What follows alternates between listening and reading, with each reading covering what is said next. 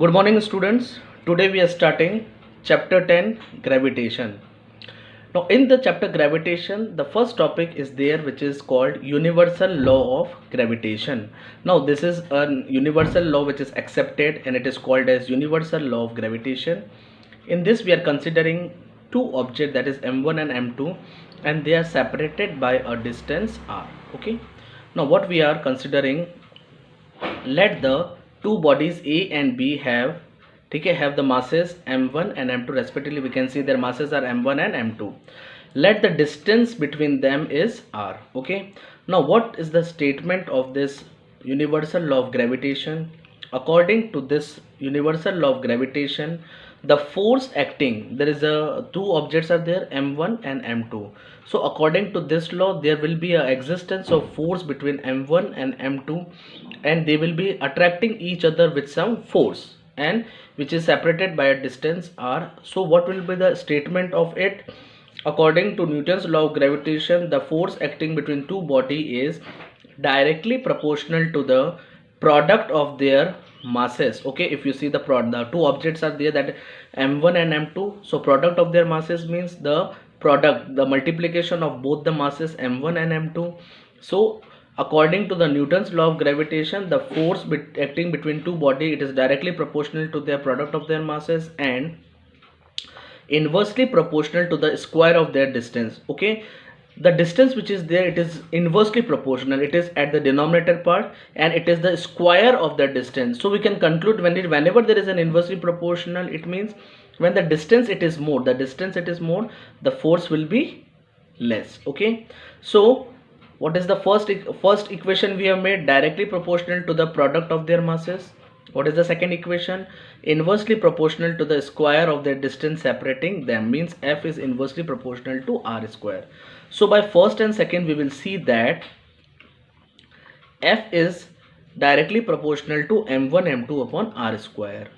Now we know that this is the proportionality sign.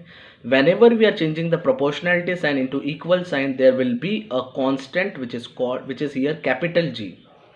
Okay, what was the equation? F is directly proportional to m1 m2, first equation. What is the second?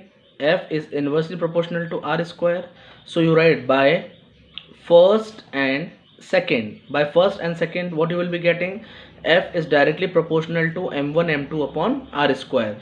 So finally you will be getting F equal to G m1 m2 upon R square. So this capital G, it is the called as universal gravitational constant. Okay, and what is the value of it? It is 6.67 multiplied 10 to the power minus 11 Newton meter square upon kg square. Okay, this is the value of the universal gravitational constant, which is a constant, and you have to remember this unit. Okay, now how you can find out, how you can derive the unit? We know that if we are writing, suppose F equal to G m1 m2 upon R square.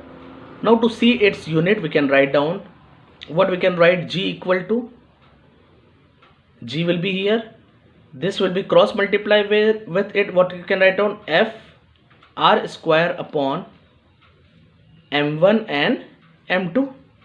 So when you substitute the value, you will get F, it is Newton, radius it is measured in meter, so meter into meter it will be meter square, masses it is measured in the kg, so kg into kg will be kg square. So like this we can derive the unit of capital G, which is the universal law of gravitation, universal gravitational constant it is called. And how we can derive? Just you have to cross multiply Fr square, and this m1 m2 it will come down, so you will be getting Newton meter square upon kg square. So like this we will be deriving the unit of the universal gravitational constant. Okay, so what we have studied here, we have studied here the universal law of gravitation.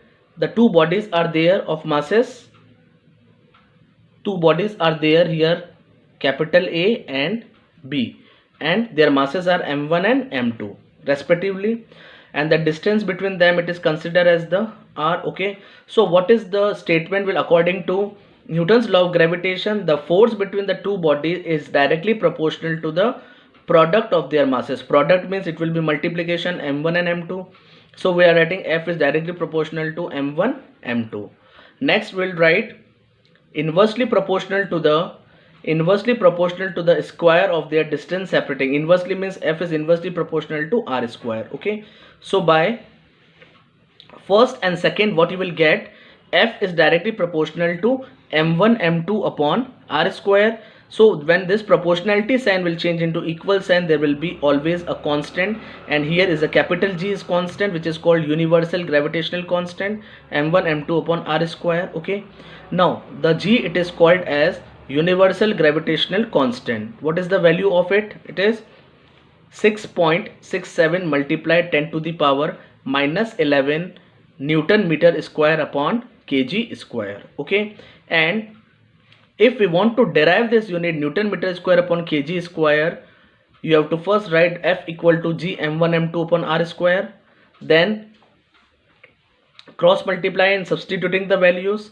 F, it is Newton, r square, it is meter square, and m1 m2, it is kg square. So this was the universal law of gravitation.